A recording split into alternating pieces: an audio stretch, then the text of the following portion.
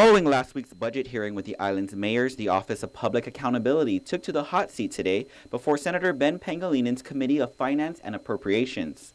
For the past several years, OPA has faced staffing challenges in retaining senior auditors.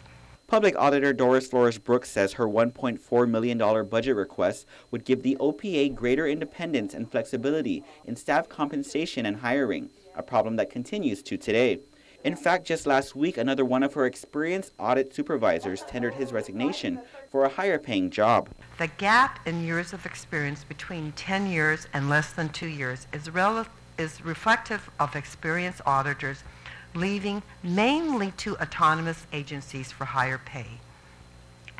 The average pay increase for those who have left OPA is greater than $16,000. Of her staff, only 2 audit supervisors have 10 years of experience. She further told the committee that the newly implemented Hayes study does not address the gap in salaries offered by autonomous agencies, adding the OPA has appealed the Hayes implementation and submitted its own compensation review.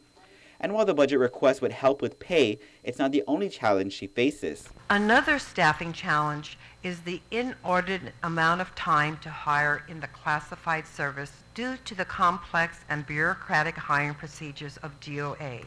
Meanwhile, the Guam Election Commission also went before the committee requesting for $1.1 million, a 9% increase from FY 2014. The increase stems from the full implementation of the Pay plan for 14 full-time positions, of which 4 will expire after the 2014 election. GEC Executive Director Maria Pangilinan further requested for additional funds to pay for prior year obligations not included in the $1.1 million request. She had brought up the $375,000 additional request during last week's public hearing on the legislation to fund new tabulation equipment.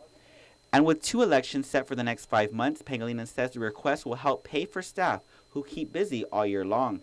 You know, our year-round employees, the 10 of us, keep busy throughout the year, and we